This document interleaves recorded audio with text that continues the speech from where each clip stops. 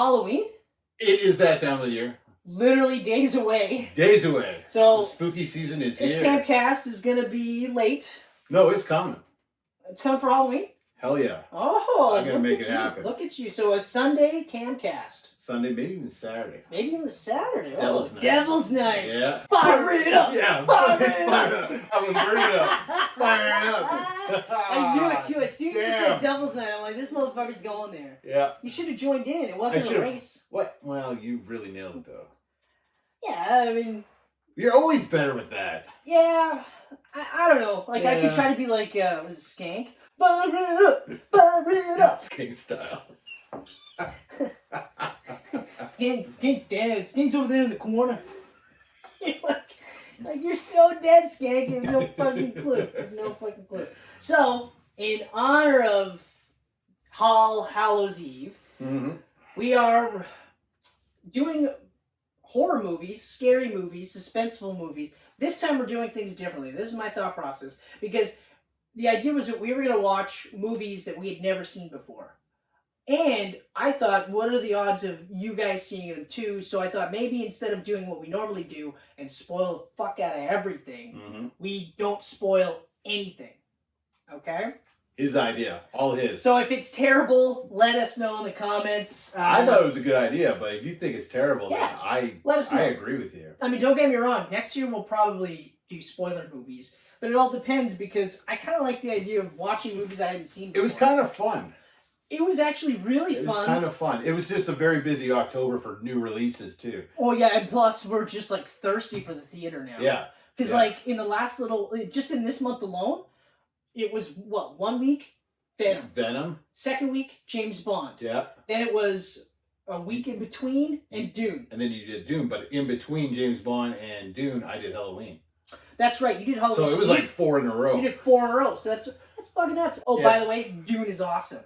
Go see Dune. Dune is amazing. That Camcast is coming around the corner. Do not worry. Halloween Kills is also amazing. He hasn't seen it, also amazing. And I will actually, maybe, I might be able to see it so we could do a Camcast on that. Okay. Okay. All right. Okay. Okay. Cool. Anyway. Okay. So. Okay. So without further ado. Yeah. Geek Pantsers. So just to recap, my 2 movies was Phantasm, 1979 classic, as some people would refer to it as, and my second movie was I Saw the Devil, a 2010 masterpiece. Could you tell which one I liked better? Kenneth, what were your movies? Those are the 2 movies I picked from him. This good man over here picked Wes Craven's New Nightmare for me from 1994 and Tag from 2015. Not the one with Jeremy Renner playing Tag with guys. Jason Sudeikis. Or Jason Sudeikis. No, this one is a bunch of Japanese girls like getting chopped down by the wind. Crazy shit. Yeah. Yeah, it is. So, without further ado, Kenneth. Chris. Would you like to talk about your first movie? I would love to! Awesome. And that is Wes Craven's New Nightmare. Shocking. Mwah. Shocking. Okay, so we'll start off with the credits. Yes. You know, usually take care of this, but I figured since these are my 2 movies, that's awfully nice. I'm going to wiki it up. Yeah. So Wes Craven's New Nightmare was written and directed by Wes Craven. That's a shocker. Yeah, didn't see that one coming, right? No. Heather Langenkamp. Is it Langenkamp or Langenkamp? I couldn't tell you. Couldn't tell me. You wait till I have to pronounce all fucking Korean names. Don't worry, I got Tay. Oh yeah, that's right. Yeah, I got Japanese. You got Korean. Oh boy. Yeah. Okay, so yeah, that's not too bad. She was herself. Robert Englund was both himself and Freddy Krueger, which is awesome. Wes Craven as himself. The great John Saxon as himself. Miko Hughes as Dylan Porter, Heather's son, which is that memorable creepy kid from Pet Sematary. Yeah, I know. Yeah. Or Mercury Rising. Or Mercury Rising too. Yeah. That's how I remember that kid was in everything back then. And he was all, oh yeah, you did say Pet Sematary too, right? But I remember him distinctly from Mercury Rising, and then later I go, oh yeah, that's right, and also Pet Sematary 2. Yeah. But the thing with Pet Sematary 2, and I'll shut up after this, is I always find it funny, because they're like it's this tiny child, a toddler, and he's like running after them, and every time I watch this movie, which has only been a handful, I go, why doesn't anyone just fucking kick this thing? Right? Across it's not like Chucky. It's not like Chucky. He's not going to get up and come after you again. He's going to hit the wall and be dead. Like Chucky had all the strength of himself just in a toy's body. Yeah. Whereas, I mean, okay, maybe it's the undead and it's got like that no adrenal glands, so like there's no pain receptors or anything like that. You can't kick the fucking thing across the field? I couldn't, like, when he's like, yeah, we'll spoil Pet Cemetery. But he's just slashing grown adults to death, and he's like this big. Like there was one, like when they caught the ankle of one, I was like, when he's under the bed, makes sense. Yeah. You got the ankle, that's perfect. Yeah. But then after that, you collect yourself, grab this thing, grab its arm, it's got a knife in it, it doesn't have an arm anymore. I physically ripped. What else could I pull off this thing? You're still moving around? Well, I guess I'll just break your fucking neck. Or I'll just bash your body until it stops moving. Took me out of the movie completely. Me too. Honestly, me too. And I watched it like twice, because the second time I was watching it, I'm like, maybe it was just the mood I was in. Maybe. No. Immediately I was like, the ankle one? Yeah. That's perfect. That's genius. That's something Chucky would do. Everything else, I'm just like, and if that person's on the ground, little kid gets out and stabs that guy in the back. Okay, that can happen. Yep. But when he's swinging from like the frickin', where was he? Like up in the attic, and he swung down like fucking monkey style with knives and shit. Like you were a normal fucking kid. You got hit by a car. Yeah. Never mind that you got brought back in perfect condition. Yeah. You didn't look like you got hit by a car. Your head should be now like suddenly you're squash. fucking. It reminded me of Punisher Warzone. What part? The dude, the crazy guy, just out of nowhere was like doing Jackie Chan monkey flips all over the place. Yeah. And there was no explanation of Jigsaw's cousin or brother or whatever. They were just like, no, he's fucking crazy. Yeah. And you're like, oh, okay, he's fucking crazy. But then you're like, he's also an acrobatic martial artist? Maybe tell me that. Anyway, without getting on a tangent. So yes, but that was a great tangent. That was a great tangent. And then lastly, Devin Newsom as Chase Porter, Heather's husband. Oh, actually, I missed someone else there. Husband. Special effects artist, working for New Line Cinema, working on the new Freddy movie. Yep. Funny, designing the new glove. And then Tracy Middendorf as Julie, Heather's friend, and Miko's babysitter. That poor lady. That's as far as I'm going to go with that. Okay. Yeah, without spoiling too much, give us a kind of a brief idea of the story. Okay, so basically, now this is a weird one for me, because you were a big Freddy fan, Nightmare on Elm Street fan growing up. I never was. Although, for the people that watched, we already spoiled the shit out of this movie 2 years ago. 2 years ago? 3 years ago. Yeah, back in our very first Halloween Camcast. You talked about this. We were in a fucking hall in the Calico Cafe. Yeah. The boardroom, conference room. That's the boardroom. Yeah, that's right. Good old days with shitty qualities. So if you want it to be spoiled, you can search that. We'll put the link up here somewhere. Me? You will. I will. I show up. Do shit. I write stuff down and make it look like I do work. So I watched A Nightmare on Elm Street, the first one, for the very first time last year for our Halloween special. Isn't that so good? It's really freaking good. A Nightmare on Elm Street is so good. Because, like, I'm not gonna lie, I love horror, but for some reason, I never ever went near Freddy. I think it's like that Slayer Metallica thing, where if you were a Freddy fan, then you weren't a Jason fan. Right, and I'm a Jason, more so Michael Myers. That's my guy. And I think that's the one that trumps all of them. Yeah. But they all kind of went the same route, where they just got absurd. They really did. Yeah. So I watched it for the first time last year, really enjoyed it. Because, I mean, I do love Wes Craven's movies. Scream the whole series is a masterpiece. The first 3 are fucking incredible. I've never seen the 4th one. Okay, 4th is great, too. Yeah, that's what I heard. Yeah. So I have to put that on the to-do list. So, we did New Nightmare this year. And going off of what I watched last year, it was pretty freaking cool. I love the fact that basically Wes Craven is writing a brand new Freddy movie. And he wants Heather to come back. What was Heather's name in Nightmare? Oh, I can't remember. Was it Nancy? Nancy. It was Nancy. That's right. Okay. That's right. So he wants Nancy to return in this movie and everything, and she hasn't been in the series since Dream Warriors, right? So he's writing this new thing, and while he's writing it, all this shit's coming to life, basically. Like, Freddy's coming into our world, and not the Freddy from the movies, of really creepy, just, like, he's not gross, he's really scary. He's a scary, serious Freddy Krueger. And so this movie came after Freddy's Dead. Yes. Where Freddy's Dead, and for anyone who hasn't seen it, or anyone that hasn't seen the entire Nightmare on Elm Street series, what it happened was it started off horror.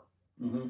And then as it progressed, it started to get into more of a gore comedy. Yeah. So by like Dream Warriors, which is the third one, get a little bit more goofier. Like he's a little bit more dark comedy. Dark comedy, yeah.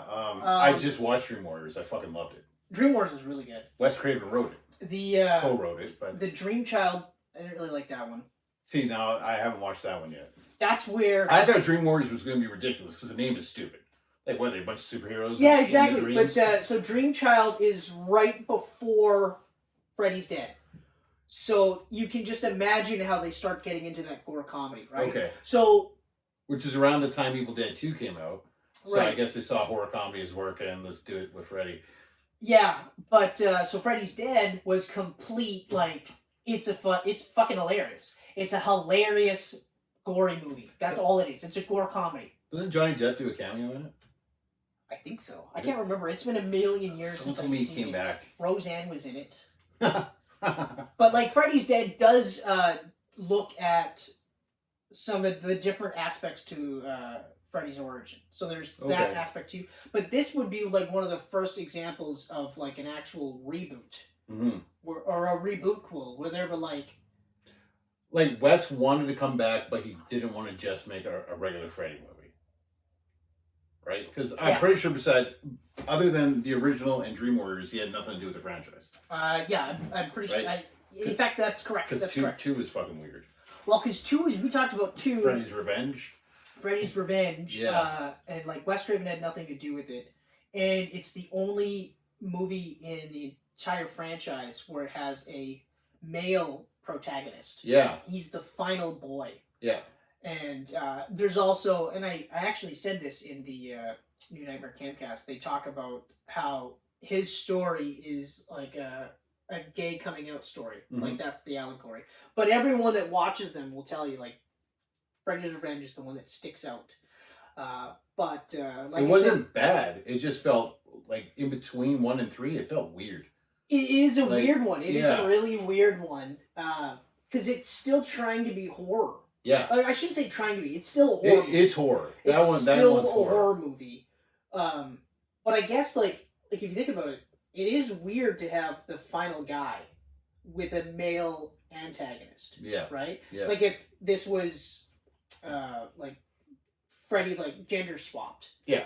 Then you might go, oh, yeah, fucking right. Makes sense. But whatever. Anyway, so essentially this is a reboot trying to get back into the spirit of the original Nightmare on Elm Street. And it succeeds greatly. Oh. Like, greatly.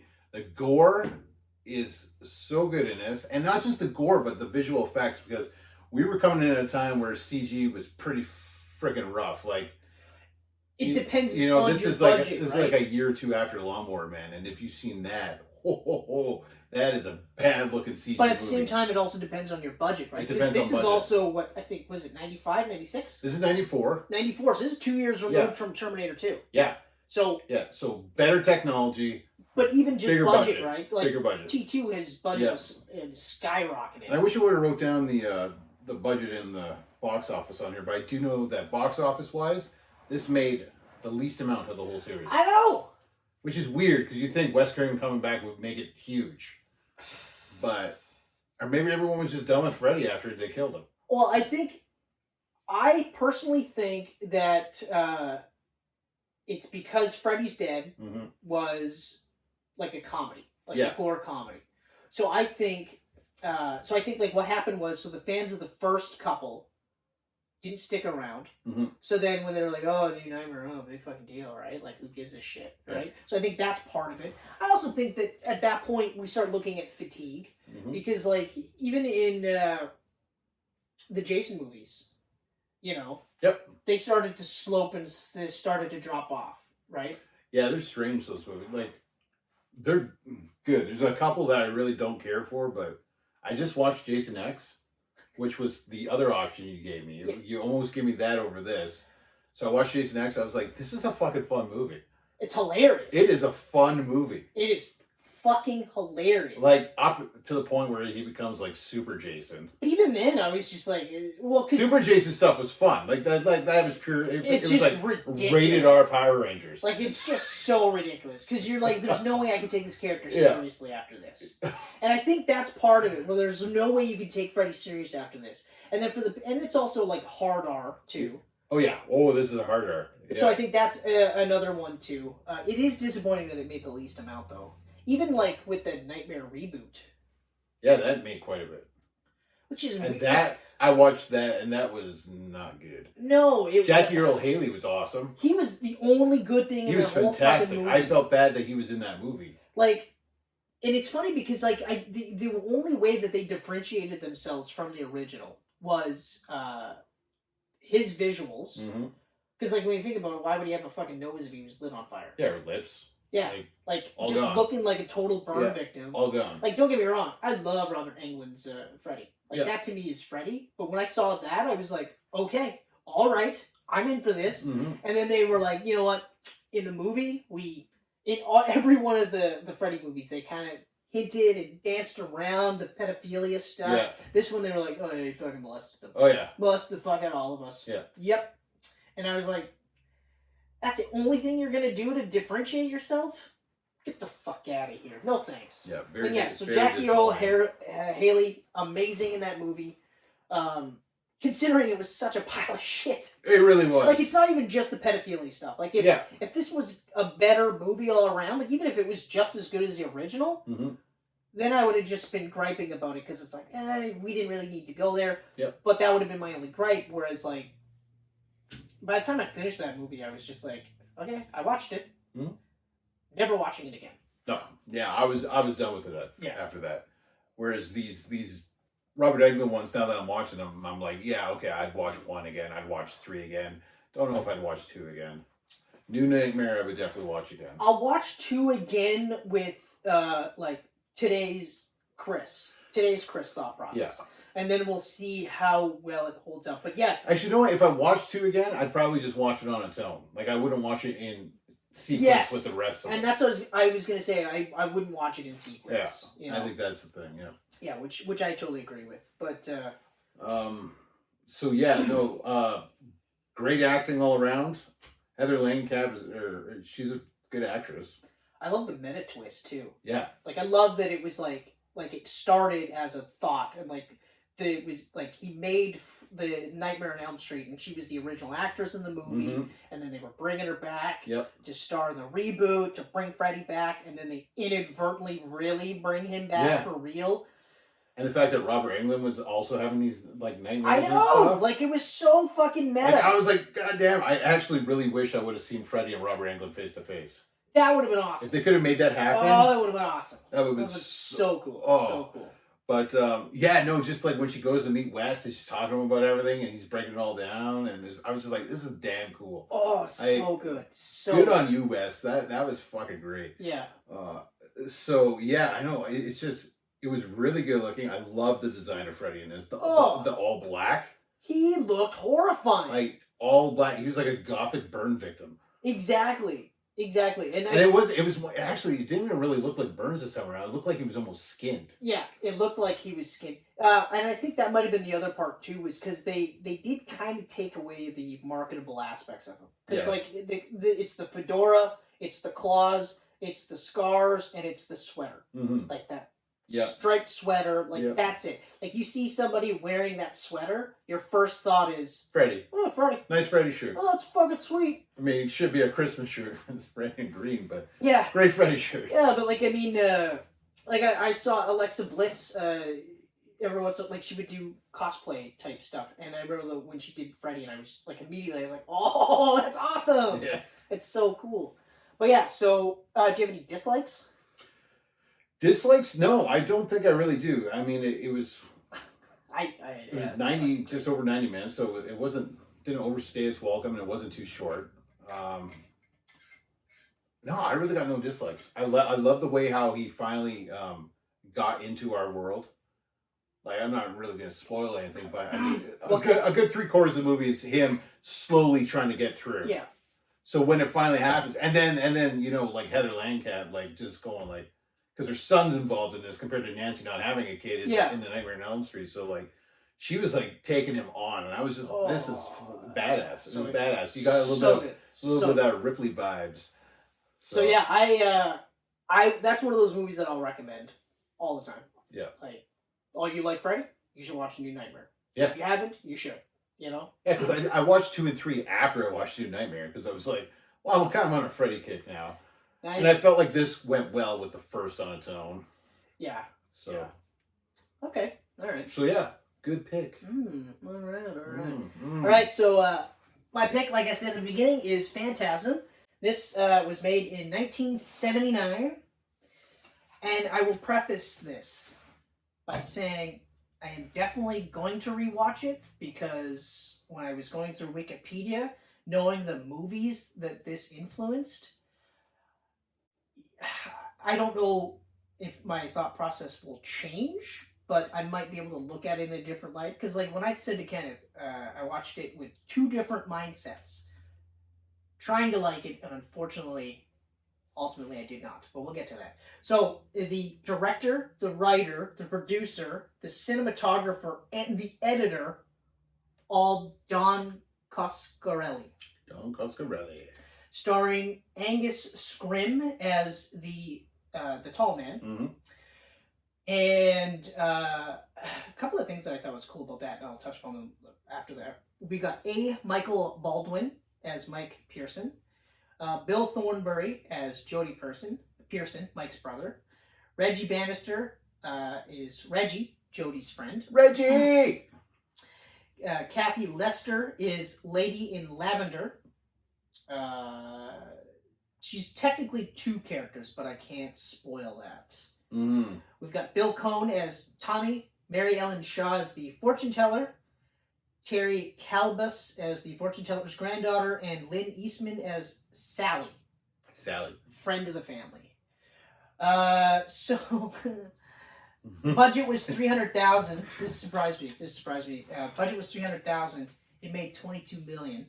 So that's fucking like $22 million on $300,000 budget in '79. In '79 is insane. Yeah, it's absolutely insane. Okay, so my dislikes was pretty much a lot of the movie. Like I thought like there was cuts that happened. The way the story was presented didn't make any sense to me. That seemed like they jumped backwards, jumped forward.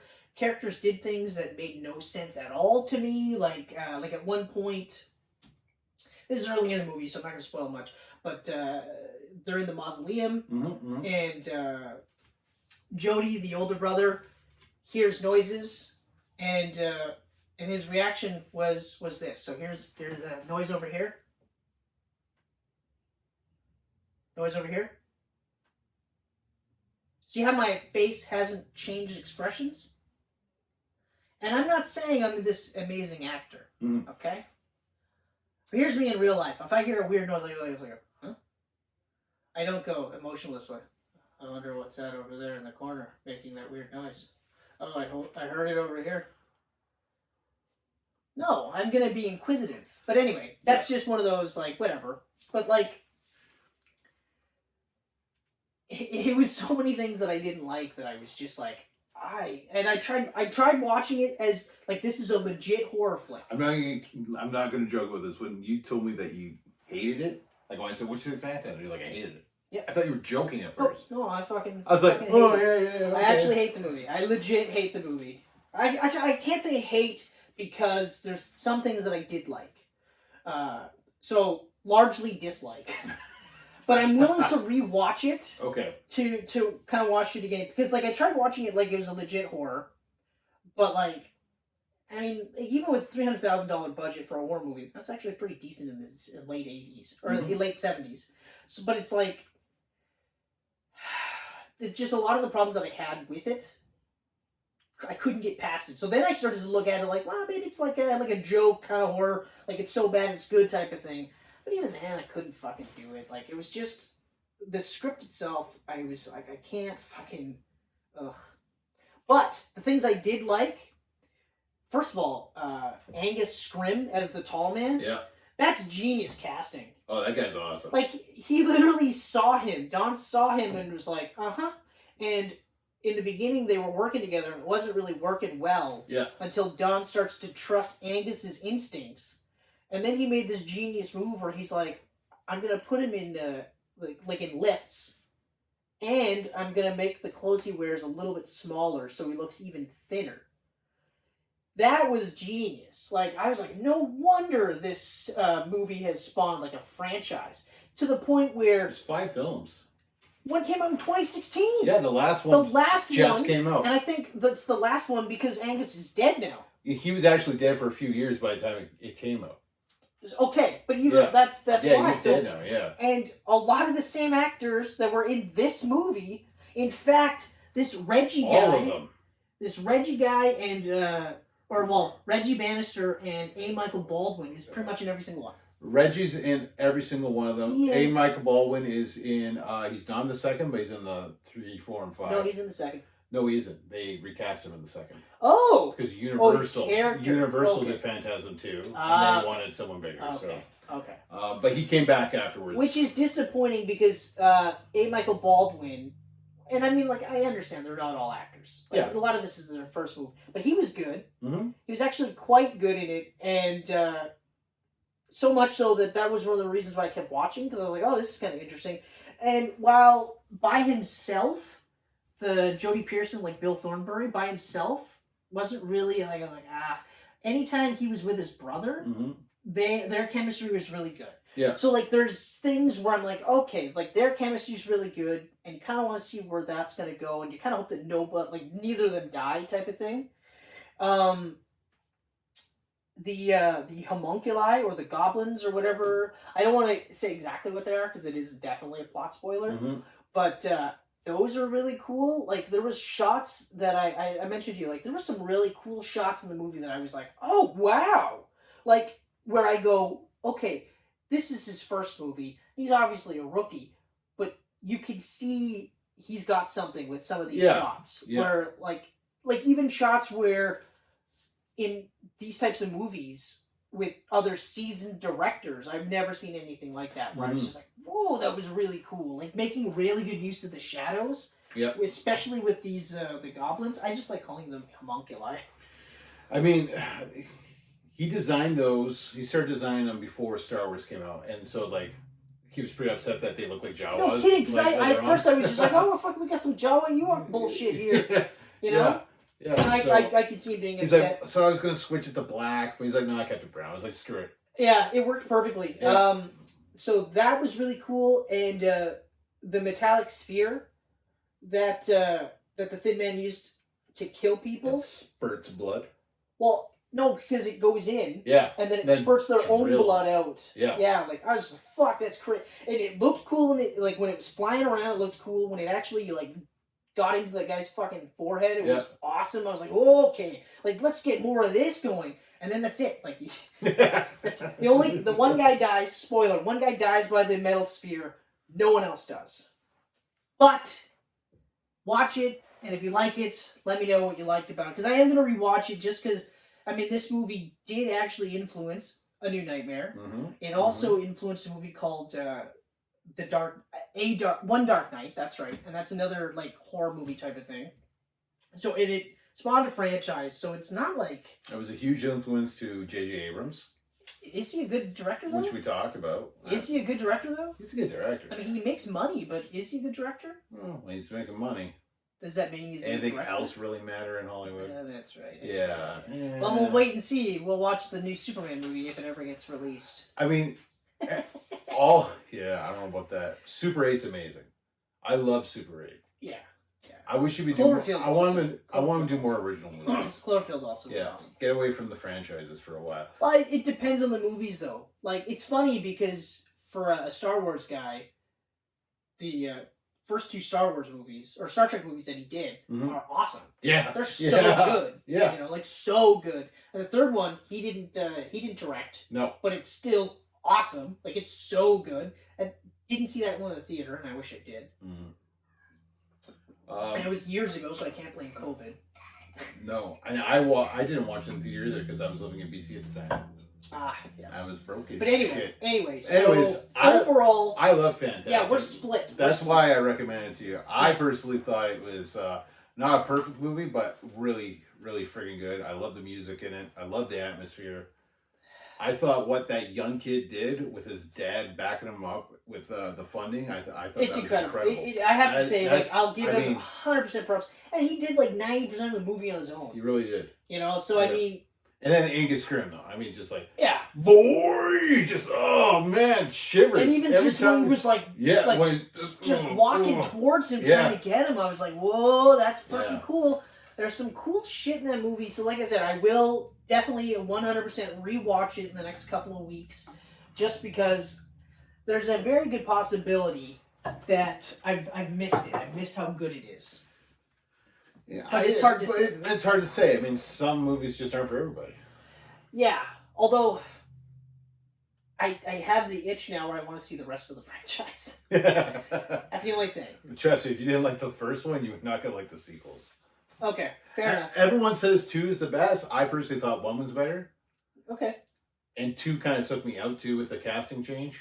I wouldn't have liked that either, because like I said, I thought he was one of the best parts of the movie. But I really liked number 3. I think the third's called Lord of the Dead. Yeah, or something. it is. And then Oblivion? No, Oblivion's number 5. Oblivion's the 5th one. No, 5th is Ravager. Oh, that's right. Yes, that's so right. Oblivion and then Ravager, yeah. I mean, visually very cool series. Especially later on, like the 2016 one, they got like crazy visual effects now. Yeah, so that's kind of why I want to stick it up, because like, it's a sci-fi horror mind bender. It's strange. Because like once I read a bit of the stuff on Wikipedia where they were saying like the actual influences behind the movie, and then you start to see then you start to go, oh, that's why it was shot like that. So that's why I'm saying I'll probably have a better appreciation of it, because there was things that happened in this movie that I'm like, why the fuck would this happen? This doesn't make any sense. And then like when you find out the and then even the theme behind it, you're like, oh yeah, okay, that kind of fuck. So if I had known that going in, I might have liked it more. So that's why I'm thinking I'll give it another go. But that's about it. Funny enough, I'm gonna just keep going because I'm not done. Fair enough. All right. In 2011, I went to Fan Expo in Toronto, and Don Coscarelli had a panel. Really? Yeah, and I was like, oh, I'm gonna go to that because he's also the writer-director of Bubba Hotep, which I love. Oh, no way! Yeah. Oh. So I was like, the guy made Bubba Hotep. So I went and watched that. That actually explains Bubba Hotep the way it was shot too. Yeah. Fuck. Yeah. That's such a good way. If you ever watched Bubba Hotep, watch Bubba Hotep. Oh, so good. So good. So listen to him. He's such a... Wait, hold on. It's Bubba Hotep and the... just Bubba Hotep. Oh, it is? Oh, yeah. Okay. Yeah, Bubba Hotep. That's right. Bubba Hotep. They were going to do Bubba Nosferatu next. And That's right. And they never did. That's right.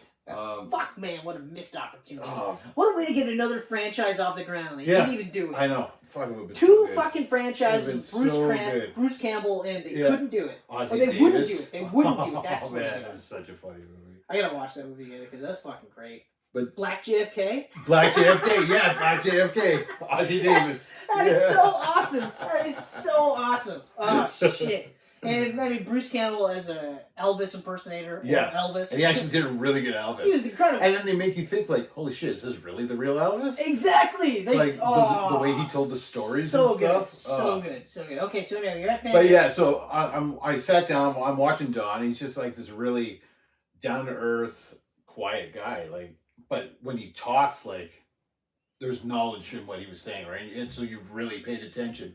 And 2011 was the year we were shooting Quiver. Oh, okay. So after the panel, so you were just like, yeah, I'm a baby bird, feed me. Well, after the panel, like everyone in the room was talking about Phantasm. I had never seen Phantasm. I knew of Phantasm. See, that's where I was at. Like, it was on the list of movies where they're like, if you haven't seen this movie, you haven't watched horror. And I was like, okay, fine. Okay, I'll watch it one of these days. And when you picked it, I was like, that's good. That's off my list. Yeah, it's off the list. So, I mean, listening to all these people talk about Phantasm and hearing him talk about how he he started and his dad helped him and everything. I found really inspirational. So after the panel, I went and I said, "Hey Don, how you doing?" And I talked to him for about 20 minutes. Wow. We walked around the show floor together. Wow. Yeah. That's really cool. And he just talked to me. Cool dude. He was so cool. Because he didn't have to do that at all. Hell no, he could say, "Get give away you from like me, 5 minutes and then he's like, "See you later, buddy." Yeah, but he was just like, he just kept talking to me, and I was walking with him, and we just talked, and I told him about Quiver, and he's like, "That sounds really cool," and gave me some ideas and stuff, and and that, I mean, so to this day, I'm like, I really love that guy for that, because he did not have to do that. He didn't have to. He could have been like, what that guy? The pussy with the handshake. I don't even want to say his name. Nathan Fillion? Oh, that guy. Yeah. Yeah, could be like that guy. Could be like that guy. So yeah. So I had to watch Phantasm, and after knowing what I knew from that panel, I really loved the movie. Fair enough. Well, that's what I'm saying. Like the stuff that I found out after the fact, I'm like, you know what? Maybe watch it again, and then you can start to look at it too. Because already, like even after literally today, I saw that and I was like, oh, so that could be why things happened and this happened and that happened. Like the ending, you know, when the ending hits and you're just like, oh, it's one of those endings. But now I'm like, that makes sense that it would be like one of those endings. Mm-hmm. So it's like, yeah, I want to say I strongly disliked it, but it's already like I'm going, probably may not be like one of my top 10 favorite movies. Why would it? Yeah. But it'll be one of those where I'm like, yeah, give her a go. You might like it. You never know. Yeah, could be a Fight Club. That's right. It could be. All right. I'm done. Are you done? I'm done. I'm done. I'm fucking done. It's time to butcher names. Oh man, I know. It's funny that we saved the language flicks for the last. Yeah. So my next one is Tag from 2015, known as Real Onogoko in Japan. Mm-hmm. And that's the easiest thing to pronounce in this whole list. Actually, no. Directed by Sion Sano. I was gonna say, yeah, there you go. And I'm probably butchering that too, but whatever. I've heard of this guy before. Like Nick Cage is a huge fan, and he actually wrote and directed Prisoners of the Ghostland, that new Nick Cage movie. That looks insane, and I can't wait to watch it. So when I saw it was him that did this, I was like, all right, so this may actually be pretty cool, and it's pretty cool. Written by him based on the original novel by Yusuke Yamada. Ooh. I wonder if there's an English translation, because it'd be interesting. It would be an interesting novel, eh? Yeah, it would be. Music by Susumu Akazuki and Hiroki Kanai. I like that you included music, which I didn't, but I think you did specifically for more names to see. I didn't do, but I didn't do music in New Nightmare. I did music here because the music really stood out to me. Oh, yes. It was a great score. It was a really great score. Cinematography by Maki Ito. That's not bad. Not bad. That sounds like it would be Japanese. Mm-hmm. A shout out to Sochi Yamazawa, the special makeup effects artist, and Yoshiro Nishimura, the mold maker supervisor on the special effects team. Oh, wow. Yeah. All right, yeah. Because definite shout out. That guy gets a shout out. Definite shout out. I'm not sure. Yoshiro sounds male to me, so that guy gets a shout out. I think, Yoshiro is. But anyway, that person. Let's just leave it at that person. All those. Let's use gender neutral pronouns. Yeah, them. There you go. They. The extraterrestrials. Oh, careful. Hold on. Sorry, I forgot. You used the correct phrase. So we're safe. We're safe. You're safe. We haven't conjured. You're safe. We haven't conjured. I said that last Venom Camcast. I said the word. You said the word. I said the word that Miss Demi Lovato is like, that is offensive. Very offensive. Don't say the word alien. Never mind. You think aliens are going to show up on Earth and be like, wait, you call us fucking aliens? We're offended by that. That's the most racist thing I've ever heard. No, they're going to just take over. We were going to kill you guys anyways, but now we're really going to kill you guys. Now we're going to fucking... Who called us aliens? We want to know exactly who did, and then they're going to die even worse. All right, cast time. Reina Triendl as Mitsuku. Mitsuku? Mitsuku! Mariko Shinoda as Kaiko, the bride. Arina Mano as Izumi, the marathon runner, the student. Yuki Sakurara as Aki. Mary-Jean Takahashi as Jun. Sayaka Isoyama as Matsuko. And that's it. That's the names. Yeah. I actually did pretty good. I think you're going to have a harder time with the North Korean or the South Korean. Yeah. Yeah. Actually, I think it's going to be about the Japanese same. names kind of just flow beautifully off the tongue. Yeah, I don't know. I was looking at it. We'll see. We'll see? We'll Okay. see. But yeah. So this is an absolute mindfuck. It's basically a super gory, like Alice in Wonderland meets The Matrix. Yeah, like I don't when know it was how on. to even... So there was 2 what culture lists. Yeah. And one was like straight up horror flicks, and then the other one was like sci-fi horror type things, right? Yep. And so I pulled that one for that one because that was on the list. I was like, when I saw the premise for that, I'm like, yeah, I want to watch that. I was very excited when you brought it up. At first, you thought I had already watched it, but I was like, no, that was actually one I wanted to watch. So I was expecting more of a horror flick. Me too. But I would say this is more of a like a gory Matrix. What? Sorry, you said Matrix. Matrix, Alice in Wonderland. Yeah, it is that's a very good way to put it. A gory Matrix meets Alice in Wonderland, because it is a mind fuck. And like, it starts off nice and peaceful, and then shit hits the fan in the quickest, most brutal way possible. I couldn't. I think yours and my reaction at the same time is like when we're watching it, we're just like, oh, what the fuck? What the?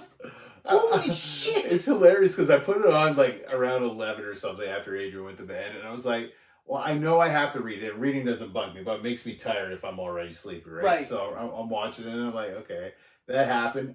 Instantly awake. I had no problem. I had no problem watching the rest of the movie. Like, holy fuck! It's wow. Oh man. Wow. Some of the coolest action horror I've seen in some time, and that's true because I'd have to agree. It's not straight up horror. Like there's this wind aspect. I call it the wind because you don't know what it is. It's this invisible thing floating through the air that sounds like wind, but the camera work is done just like the Dead from Evil Dead. Fuck. Like that, just like through the forest, over the everything. I like that it's wind. Like, I think they even refer to it as wind, and I think it works for me. I don't need it to be anything else. She actually says that. I think the wind killed him or something. And if you guys actually watch the movie, when you get to the end, I feel like you'll agree that it doesn't have to be anything else, because once you get to the end, you're just like, what the fuck is happening? The end is crazy. The end actually made me go like, wait, what? Like, it kind of reminded me of the ending of Old Boy, where everything gets flipped on your head and you're just like, good fucking Lord. Yeah, and that's exactly the... I was not expecting that. That was the feeling that I got, and I have to agree, like, Old Boy was one of those rare moments where you're just like, whoa, yeah, like, what? Wait, what? What? And it's funny because, like, out of that Vengeance trilogy, I watched that one first, and I think that was the second one? It is the second, yep. And I watched that one first, and it ruined me for the other two. It really did. It's the best one, hands down. It is the best one. The third one, with the girl as the focal point, is really good. Wait, the first one's what? Symphony for... Mr. Vengeance. Mr. Vengeance? Or... Yeah, and then... The third one's Lady Vengeance? Lady Vengeance. Okay. So Lady Vengeance was really good. Yeah. It's like, they're all really good movies. But you should never watch Old Boy first. No, never. Never. Like, in fact, if you want to watch the other two. If I were you, what I would do is I would watch the first one and the third one and then Old Boy. Yes. Or watch the Josh Brolin one and then watch the original, so you can just like hate the Josh Brolin one even more. I actually haven't even finished the Josh Brolin one. Why did this need to be rated? I think I got to the part where they were gonna do the hallway scene. Oh, you didn't watch the hallway scene? And then I was like, I'm not doing I give them credit for still doing the hallway scene in one shot, but shot differently. But, I mean, that original one was just... this day... Side-scrolling perfection. To this day, it is awesome. Mm-hmm. Like, It was actually that scene. Like, I was really enjoying it, but it was that scene where it made me just sit up and go. That tipped me over. Like, this is one of the best friggin' Asian films I I've ever absolutely have to finish this movie. Yeah. But anyway, getting back to Tag. Back to Tag. Yes, that ending. Watch Old Boy. Okay, so that ending was definitely me going. Whoa. Yeah, it had that same like crazy. Like, it was already a crazy movie, but then you kind of thought you knew where it was going. Yeah. You definitely thought you knew where it was going. You don't. No, you don't. You don't fucking know. You will not know where it's going. No fucking clue. So yeah, expect the unexpected. I love the gore in the movie. How it wasn't just like simple splatter gore. Like, there was almost like a beautiful artistic vibe to it. There was a bit of an elegance to it. Like, it was kind of weird. It's weird to say that. It is really weird to say that. But it's not just like, this is shot by an actual artist and not just some gore whore. Yeah, you know what exactly. I mean? Like, this isn't just like blood splatter for the sake of there being blood. Like, it's like, everything is conscious. Everything in this movie was a conscious decision to put in this movie. One of the things that I thought was really cool was that you go 3/4 of the movie before you actually see a male. Yes. For the first half hour of the movie, I was watching it and I was going like, fuck, this is like crazy good. This is like crazy good. And then I was like, I don't think I've seen a man in this movie at all. Mm-hmm. And then... because even the lovers are females. Exactly, right? Exactly. So... And then when the movie starts to really, like, starts to show you its hand a little bit and goes, hey, yeah, so this is what we're going to do. And you're like, oh, I think I know where this is going to go. You're still just like, it wasn't like I was bored of the movie and I was like, there's no fucking men in it. What it was I was like, I was so into it, then I was just kind of like, wait, I haven't seen a single dude in this movie. And then movie. it just kind of clicks like... And then you're like, oh, holy fuck, wow. And then, so now I'm watching to see where this goes, and then I'm like, is this movie going to go with the entire runtime without a single dude in it? And, I mean, they introduce a male character about halfway through. About that, yeah. But you could argue, without spoiling, you could argue that may or may not be an actual, like, played by a man. Mm-hmm. You know? Yeah. But yeah, it wasn't until when they introduced the male character, then I was like, okay, we're getting into the end. We're getting into the end. Yeah. But even then, it was like, I still don't know what's happening until, like you said, you're just like, what? What? My mind was friggin' blown. What? Because I was confused. I was confused. When they got to the city, and then you saw, like... Yes. Then you saw men everywhere. The city of men. Then you were like, whoa, holy fuck. Like, where's all the women? Yeah, exactly. And then you're like, you better run, girl. Yeah. Because they're not going to be, like, operating under social norms. No. They're going to be like, let's just get her. There's this fantastic scene in the film that takes place at a beach with the 4 girls. 2 friends, and 4 friends, but 2 of them kind of like each other. The character work and the dialogue and the music throughout that whole scene is so unbelievably beautiful.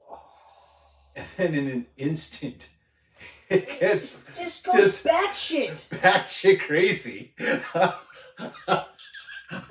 I wish I could spoil it. I know, that's the thing. It's like, just like, I was like, what the fuck? Like, they do scene changes yeah, so fluidly. Yeah. Where you're just like, wait, what is... And then you, like her, like, you have to get your bearings. Because you're like, wait, what's happening? And she's doing the same thing, like, what? Like, literally, like, they're handing her stuff. And, you know, she's like, yeah, okay, cool. And then you're like, what is going on? But it was such a good movie that, like, I was like, there's no way I'm not finishing this. Oh, yeah. There was no way I was, like, 3/4 through, I was kind of like, I was intrigued, but I was like, what the fuck is happening right now? Like, I don't even know. I don't even know what the story is That's anymore. My favorite reaction. Like, just like, I want to finish this, but I don't know what the fuck's going on. Like, did I miss something or like... Yeah. So good. So good. I think that's pretty much it that I got down. Like, I actually I had no dislikes too. There's nothing. Yeah, I mean, it's just like the whole thing, the direction of the entire film is just gorgeous. So It really is. It's just an artful, and it sounds weird to say that. Like, if you watched the trailer, you wouldn't get that vibe probably from the trailer at all. No, I don't agree. I mean, I agree. You wouldn't get that at all. No. But like the story, the progression. I'm not going to spoil it, but the progression of the film. Like it's art house, grindhouse matchup. It's a weird matchup, but it's horrifying. A sci-fi bent that's just fucked, but so crazy cool. Yeah. Like, it's very sci-fi. Like, even a little bit of Dark City I got in there for some reason, and I don't know why. I think it's because the visuals of the Man City. Maybe it was that. The City of Men, or whatever it was called. Well, actually, yeah, like, once we shut this off, we'll talk about it. We'll talk about it. 100% I agree. Like, I'm thinking about it, and I'm like, yeah, you're right. There is a bit of a Dark City to it. There's a little bit. But, like, same with Dark City, though. Like, the story in that was so crazy and so nutty and dark, but intimate in a way. Like, yeah. And I felt the same while watching this. Like, the whole situation of the story going forward is... Oh, excuse me. It's horrifying. I pulled a Kenneth. You pulled a me, and I'm like running on friggin' no sleep right now. yeah. I've passed that point of tired now. Where okay. I'm up again. Nice. But it's sad in its believability. Like, how the movie ends, it's sad to say, but you can actually see that happening. Yeah. In a different timeline of us. Yeah. A great film. Great film. Oh, Don't let the fact that you have to read a movie turn you off from it, because you will miss out on so many amazing films by doing that. Yeah, hopefully you're like me, where you're just like, I don't fucking care about subtitles. Yeah. I love it. Just do it. It's such a good movie. I'm so glad I watched it. So glad I watched it. Me too. Great recommendation. Yeah. All right. All you, buddy. So, like I said at the beginning, I saw The Devil. Oh, no, you did? I did. Damn. And it was this movie. And was that movie? Came out in 2010. Director is Kim Jee-woon. So they do this thing where they have hyphens a lot. Mm-hmm. Yes. So I don't know if it's one of those where the last names are first. They put their last names first. Okay. So it's Jun-Nun Kim. Yeah, written by Park Hoon-jung. Cast is Lee Byung-hun, who plays Kim Soo-hyun. He's an agent in the National Intelligence Service. Mm-hmm. Okay. We've got Choi Min-sik, who is Jang Hyung-chul. He's an academy bus driver and serial killer. He was also in Old Boy. And Lucy, which could have been so much better. Was he in Lucy? He was in Lucy. I watched Lucy once and I never watched it again. I watched it once too. When it got to like... it had so much promise. When it got to the Akira ending, I was like, no thanks. Yeah, exactly. The Akira ending, I was like, no. I was like, why don't you just make Akira? Yeah. This is bullshit. Anyway, so he plays the academy bus driver and a serial killer. Just right out of the gates. This isn't a spoiler. He's a serial killer. Yes. Oh San-ha is Jang Ju-yun. So that's Soo-hyun, the agent in the National Intelligence Service. It's a really happy sounding name. It's his fiance. Oh Sang-ha. Jeon-guk is Hwan. Jeon-guk Hwan is the squad chief, Jang. And Jang Ju-yun, and he's the father... Or he's the father of Jang Ju-yun. Oh god, this is tough. This is actually tougher than I thought it was going to be. Kim Yu-seo is Jang Si-yun, and that's Ju-yun's sister. Okay, so then that's the squad chief's daughter as well. Then we've got Chun Ho-jin, and he's the section chief, Ho, and he's the leader of the police, which I think is a badass thing to have on Wikipedia. Leader of the police. He's the section chief, but he's not the squad chief. No. He's the leader of the police. Okay? Then we've got Choi Moon-sung, Tai-ju Kyung Chul's friend, so the serial killer's friend. And then it's Kim In-seo, Soo-jung, Tai-ju's girlfriend. And then Nam Bo-ra, section chief's daughter. All right. So we're going to refer to them as cop and serial killer. I'm not really going to talk too much. So the budget was $6 million US. Its box office was $12 million US. so it made money. It made some money. But like, but it's got a huge cult following. I couldn't find any Korean numbers. Okay. So it probably did a lot more over there. Oh, yeah, fuck. Yeah. First of all, so this is how I'm going to describe this movie. Yeah, have fun talking about this without spoiling. A very gripping and brutally horrifying cat and mouse thriller. You did a good job. Because this isn't a scary movie. Like, this isn't a horror movie in the sense that, like a New Nightmare or Child's Play. Or, no jump scares or anything. Or nothing like that. This is more horrifying in the vein of Halloween, the first one. Or even the second one. Where, like first of all, we're dealing with a serial killer. So that happens in real life. So that in itself is horrifying. The way that they shoot the attacks is what makes this even, like, this is some of the most brutal things I've seen in, like, if this was a generic Hollywood thriller, because the setup is a Hollywood thriller. Oh, yeah. Like, I was watching this going, like, if this was Hollywood, this would be fucking garbage. Like, this would be a run-of-the-mill thriller. Yeah. You know, you'd have, like, Ryan Reynolds as the agent. You'd have Sam Jackson as the serial killer. You know, you'd have Salma Hayek as the wife that got or the fiance that got killed. That's a little bit of a spoiler, sorry. But then it would just be like this big budget action flick. I'm pretty sure that's not a spoiler. I think it's on the back of the box art and everything. Fair enough. Basically, the cops going after. Well, yeah, the premise of the movie is essentially the serial killer kills the fiance, and the agent there is like, fuck it, I'm gonna kill him. And that's all I'm gonna say about the plot, because you have to watch this movie. First, heads up though, it's brutal. Like, it's brutal. If you can make it past the first 10 minutes, and it will be hard, not because it's bad, but because it's going to really test your stomach. I would actually say, yeah, you know what? Yeah, it would have to be the first 10 minutes or so, because in the first 10 minutes, you see that first bludgeon, too. Yeah. Because it's not just like, in movies, when they show people getting bludgeoned to death, they don't do it with the way the Koreans shoot. Like, it looks like this person is getting bludgeoned. Like, just beat right the fuck down. Like, you start to see indents in their fucking face. Like, yeah, if you can get past the first 10 minutes, then you're in for an amazing movie. It's so good. The pacing is incredible.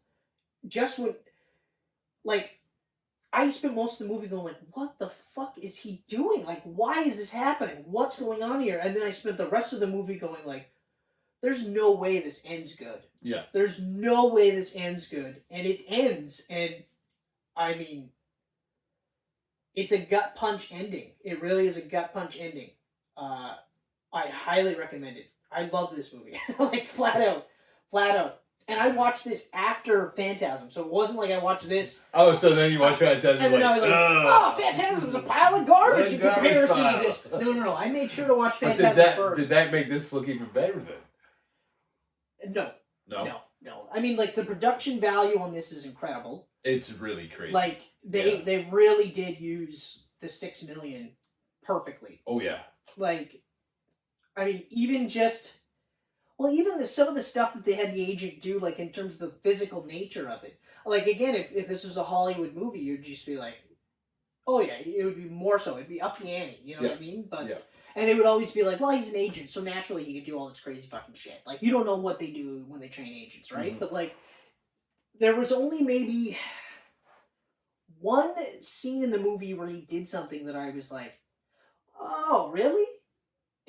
But after that, it was just like, it was a move. Like, it was just like a weird, like a move that he did that I was almost certain that they CGI'd a bit. Oh, okay. And I was just like, oh, I wonder why they did that, right? Like, it looked cool, but it was just like, he did nothing up to that point that could suggest he could do anything like that, and then did nothing after that to continue the suggestion. So I was just like, okay, finally, it was just a cool little thing. Yeah. But, yeah, I'm with Ken. If you get past the first 10 minutes... And I'm not a guy that can stomach gore. I've said in previous Camcasts, I've never watched House of a Thousand Corpses all the way through. And even though I've tried it even in sections where it's like I got to a point and I'm like, I can't, I gotta stop. And then I'll pick it up from that point, and then I'm like, and then I get to another point and I'm like, I can't. Actually, no, that's not true. I have watched it all the way through. That's right, because I know the ending is another one of those fuck you endings. Yeah, it is. It's a fuck you ending. It's not a gut punch. Like, this is a gut punch. Though that ending was like a fuck you ending. It's like the teaser ending for the Descent. Yeah. That ending. Oh man, that ending. That was a fuck you ending. Well, that's more of a gut punch. Yeah. Yeah. Any movie where like you think the hero gets away in the last second, and then all of a sudden the main antagonist just shows up out of nowhere, and you're like, how the fuck is this even possible? Mm-hmm. Those are fuck you endings. Those are definitely fuck you endings. Yeah. What the hell was it? Friday the 13th 1. Where it comes up, like, yes, Jason comes up from the water, yeah, and pulls her down, and you're like, that's a fuck you ending. Yeah. That's a total, like, fuck you, watch the sequel. And you're just like, what? The whole movie was his mom, and now this thing comes up? Just living under the water. And, yeah, exactly. And they don't even explain it in the second. Mm-hmm. He just didn't die. No. Plus, in the second one, he's like a grown adult, and at the end of that one, he was like a teenage boy. Yeah, exactly. And, like, the second one takes place... right after. Within months. Within a month. And the third takes place right after number 2, right? Yeah, and he's like an adult. Yeah. And then the third one, he starts becoming more of a tank. Like, in between movies, he starts lifting weights. Yeah. Which is what you do when you're already dead. Why wouldn't you? Yeah. You see all those ripped up zombies? You gotta lift those bodies somehow. Anyway. Yeah, like... it's kind of like with Tag, where you want to spoil the movie because you want to talk about the movie. It's really hard not to. It is really hard not to. But like I said, like, it's a very gripping and brutally horrifying cat and mouse thriller. If you can get past the first 10 minutes, you're in for a fucking incredible ride. You might not like the ending. I mean, the ending's not going to be for everyone. But I guarantee you, by about a third of the way through the movie, you're going to guess that you're going to figure out the ending, and you're going to be like, okay. I feel like if you can figure out the ending beforehand, you'll kind of prepare yourself for it. But fuck, it's just... Try to not spoil it for yourself every time. The acting is incredible. The acting is amazing. It's so good. Like, I put this up there with a lot of those, like, cat and mouse thriller movies, because it's really just the two people against each other. So, like, what the fuck was it? The Michael Keaton and, what's his face? Garcia. Oh, Andy Garcia. Andy Garcia. Desperate Measures. Desperate Measures. Great movie. Great movie. Great movie. And you had, like, two excellent leads to move this story along. Yeah. So that's what you had in this. So you had Lee Byung-hun, and Choi Min-sik. Now, Choi Min-sik, when I made the connection, like, because I was looking at him, I'm like, he kind of fucking looks like an old boy. And then I got a better look at him. I'm like, that's my fucking old boy. Yeah. So already, like, immediately I was like, okay, all right, this is going to be good. But I did not think it was going to be amazing. Now, I did say to Ken, like, we watched Dune over the weekend, which was incredible. I said to Ken, I'm definitely going to watch this movie, but it's not going to be for a while. Mm-hmm. And when I do watch it, it'll be by choice, but it'll be long enough where I'll be like... Because for right now, I'm still just like, oh, some of the stuff you see in this movie is just... And it's like... And that's the thing. Like, I watched it back in 2011 for the first time. It's almost too real. Yeah. So you can't even suspend disbelief. Grotesquely real. Yeah, it's grotesquely almost like David Fincher kind of hit that in Seven. Like, some of the scenes in that were really real feeling. Yes. And this has got like a very Seven vibe to it. Yes. But I found this to be a little bit more suspenseful, though. Oh, it's definitely more suspenseful. Seven is a slow burn. This one is like you don't hit the ground running, but like after the first 20 minutes, then you start going. Mm-hmm. And then you're just like, whoa. And like I said, like, you'll start going like, what the fuck is happening? Like, why is this happening? Why are these people doing this? And then by the time you get to that point, you're just like, Oh, and it just carries you right to the end, even though you know, like, you're like, oh, this is gonna be horrible. Like, this is not, this is gonna be a churner. Like, I'm not gonna, and then you get to the ending and you're like, oh, I don't know how I feel about it. Like, you know, like, you're just kind of like, I'm not really sure. Because it's a long movie. Should I have seen this? Should I have subjected my brain to this? Right? But I'm so glad I did. First time I watched so it, good. first time I watched it, I thought that too. Like I got past those 10 minutes. I was like, if the whole movie's like this, I won't be able to do it. And that's kind of, I was like, I don't know. I don't know. I don't think I can do it. And luckily, like, they hit the brutality, like, in spots where you're just like, oh. Because I do not like torture porn movies, and I don't like cannibal movies. I just, something about seeing a body hacked apart and played with, does nothing for me. So. No, but yeah, like, this is fucking, it's so good. It's so good. That's all I can say. It's just so good. And yeah, like, all I want to do is spoil the movie. That's all I want to do. All I want to do is just talk about all the things I loved about this movie, like, in minute detail. Like, I know that, you know, we're trying to make a conscious effort to not, like, go scene by scene, line by line for the movies now, but this one I want to go, like, scene by scene and just be like, oh, but fuck, wow. Yeah, it's hard. Fuck, wow. It's hard. Good. I'm glad you loved that one, because I was most excited for you to watch that. If it was a swing and a miss for both, you would have just been like, I don't think I know good movies. What is, maybe I have the wrong choices. But, maybe Chris is right and I do have maybe I just But no, but in, like, I think Phantasm is going to be one of those movies that it's you either like it or you don't. 100%. I think that's what it is. So, like, even knowing what I know now about the movie, rewatching it, I'll go, I can see, like I said, like, immediately I was like, yeah, I can see it, I can kind of get it. I don't know that I'll rewatch it. I said I would, but I'm like, I don't know that I need to now, because I'm like, yeah, I get it. I have a little bit different appreciation for it. I just don't need to watch it again. Yeah. I'm good.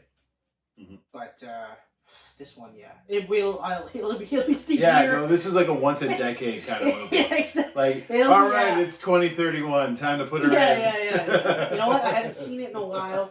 You know, because that's funny that because it's actually been a good chunk of years since I've seen Oldboy. Yeah. Like, honestly, I think I've only seen it the one time. Now that I think about it. Really?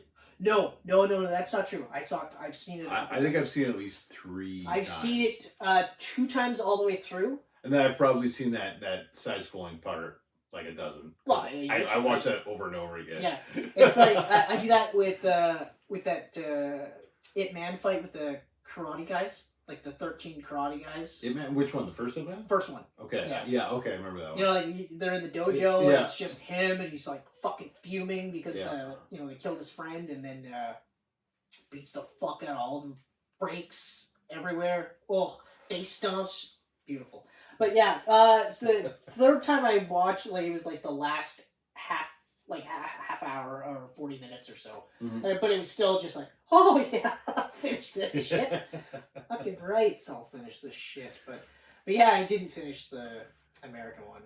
I really, like, I dragged my feet watching it too, because I was like, I like Josh Brolin and I like Samuel L. Jackson, although I hated him in that movie. That movie, it has no right being called a Spike Lee joint, though. I mean, yeah, cool, you made a remake. I felt like it actually, like, his portrayal of that character, I was like, is he doing the same character as he was in The Saint? Like, what? Yeah. Or not The Saint, was it this? No, it's not The Saint. It's that fucking Frank Miller directed movie. Oh, Sin City. No. The other one. Oh, The Spirit. The Spirit, that's the one. I was going to say The Saint. I was like, The Saint? He's playing the same sounds right. over-the-top bad guy, and I was just like, oh, man. Like, yeah. Like, in a movie like,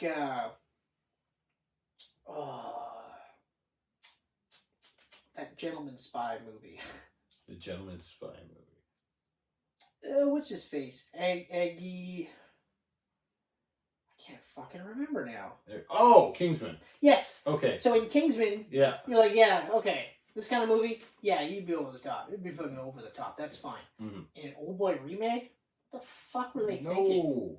No. That's not why that movie was, like, such a huge hit. Mm-hmm. It was because it was like a grounded, fucking, I want to say psychological thriller. Yeah. Yeah. But anyway, that's where I put without it. getting too sidetracked on that, so all 4 of these movies, I recommend watching them all. Watch them all. Come up with your own opinions. Let us know what you think. Let us, especially like me, if all of you are out there going like, Chris, that Phantasm, tell me why. Tell me why you like it so much. And hopefully you have different reasons than Kenneth does. But I mean, whatever. It's opinions and choices, right? That's all it is. But I want to hear about it. And also, I want to hear, like, movies that you think we should watch, too. Like, if there's something you're like, oh, my God, they've never talked about this movie. They have to see this movie. Let us know. Yeah, I don't care. I don't care what kind of movie it is. If it's Japanese, I'll watch it. If it's Korean, I'll watch it. If it's Canadian, I'll watch it. Mm-hmm. Ginger Snaps, bitches. One of my favorite horror movies. Or werewolf movies right there. All Man. 3 of them, too. I loved all 3 of them. Oh, someone that loves the trilogy. I love the trilogy, even though I wish that we got a proper third, like a proper third one instead of the back into the... Or at least a 4th where we pick up with the end of that, because... The end of Unleashed. Fuck, it ended crazy. Number 3 was it was weird because it was the same girls playing the same characters. But the setting was awesome. But it was so good. Cool. It was so good. And it was so Canadian feeling. I loved it. Within the first, like, couple of minutes of the movie, I was like, oh, it's a period piece with this same. And then I was like, but they're still sisters. Mm-hmm. And I stuck around. Because I love the chemistry, too. I loved the chemistry, and I was like, oh, man, fuck. Yeah. So good, so good. We have to rewatch those and do Camcast. Absolutely. Fuck, I can't wait. The list just keeps growing, man. Yeah, you know what? We'll have no problem getting to the... You know what else I thought we should do? Like, kind of like a palate cleanser, just for shits and giggles? The Austin Powers trilogy. I was actually thinking the other day that I haven't seen that in a while. I thought that too. Yeah. I was like, we should fucking do that. Because, like, when we did Nacho Libre, I was like, this is so much fun. Like, we're just fucking... In between the Blade Runners. Oh my, and exactly, and that's the best time. Because we've been hitting all these, like, seriously, like, we're going to hit Dune next. Yep. Dune is next. We've got Venom, Let There Be Carnage up right now. Yep. We're going to come out with this, so I feel like probably should. We're good. I mean, Eternals is coming, whether you see it or not. Yeah, no, we're seeing it. Remember I told you that? Yeah. I know. I thought it was hysterical. The one movie that I'm like, I'm not going to see this in the theater. You're watching and then my wife invites... us, like, creates like a date night with our neighbors. We're awesome. 2 hours and Laura and 45 Brian, minutes. just so you know, I wasn't going to see this movie in the theater, but now I'm going to. But, although the reviews are not being kind. Right? It's almost like I'm reading reviews for a DC movie. Yeah. Like, I haven't seen critics go after... It's getting... they're comparing it to Thor Dark World. I know. That ain't good. Ooh. And I said before, like I said, that's a Marvel movie, so yeah, you know. It's gonna make money. But now they're actually using that as a complaint against it. Isn't it funny? It's fucked up. Like now they're going, well, you know, it's got that Marvel type of They thing. took 2 years off from Marvel movies because of COVID, and now all of a sudden it's bad to be a Marvel movie. Yeah. Exactly, which is weird. So maybe I'll think this movie's amazing. Yeah, maybe. I mean, maybe I'll be like, this is fucking... This is great up there. Although, like, I mean, it does look good. Like, that's the thing. Like, I can't... It looks good. Visually, it looks like it'll be a spectacle movie. It's just, you know... I mean, I haven't read any of the reviews. I just saw the titles. It was just the matter of never being interested in the comics. Yeah, so that was the thing, right? Okay, Eternals, whatever. Or, like, not even the comics, but the characters in general. Yeah, because, like, I had no desire to read, like, Iron Man comic books or Doctor Strange, but the character was cool enough that I knew enough about him. Yeah. So that if you would say, hey, Iron Man, Tony Stark, I'd be like, oh, yeah, let's talk about it. Yeah. Yeah, it's cool. Yeah. Fing Fang Foom, like, let's do deep cut names, you know? Whiplash, like, there's names out there. Eternals, we got Icarus. That's it. That's all I can think of right now. And I know they said some of the names in the trailer. Yeah, Fina or something. Yeah. Fina, I don't know. So anyways, that's in the pipeline. There's a lot coming. Oh yeah. So I mean, like, we'll get the Austin Powers trilogy in there at some point. Yeah.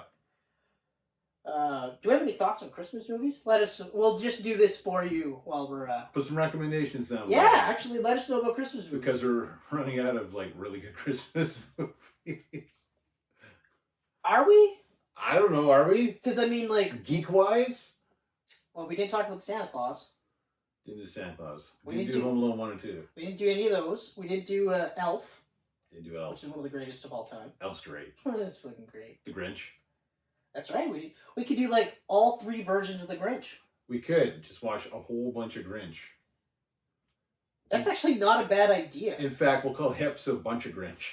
Yeah, that's actually not a bad idea because, like, there is 3 versions. There is. There's the original cartoon, the Jim Carrey, and then the new cartoon. And the new one, which I heard was actually not too bad. Yeah, which is directed by Scott Mosier. Interesting. Very interesting. For those of you who don't know, that's Kevin Smith's go-to producer for, like, all the Jay and Silent like Bob movies. one of his best friends, too. Yeah. They've been friends forever. Yeah. Calls him Moser. Moser. He didn't call him Scott. No. Calls him Moser. Yeah. Anyway. So very interesting. So, thanks again for joining us on this Halloween special Camcast. Mm-hmm. As always, my name is Chris. This is Kenneth. You can see us. Where can you see us? You guys right know, here but on I'm going to tell you. YouTube, Facebook, Twitter, Instagram. You can hear us on Google Podcast, Apple Podcast, and on SoundCloud. Was I missing one? No, you got them all so far. Sweet deal. And finally, you can see Chris Fennick, only Chris Fennick, exclusively on geekpantsmedia.com. And maybe you'll hear... Oh, you can also see Kenneth with his unboxings. You can always see him on YouTube on his unboxings. Yep. He's also on SoundCloud with his Scarecast. I haven't done that in a while, but yeah, no, there was Shriek Pants. Shriek Pants, that's the one. Yeah. Oh, fuck, because I was like, that's good. I like There was that. Shriek Pants, and then there was Ken Likes Comics. Yeah, Ken Likes Comics. Which I have a lot of fun doing that one, but I put research into that, so I don't do them very often. Yeah, it would be, yeah. Mm-hmm. Yeah. Mm-hmm. Yeah. Other than that, you guys are awesome.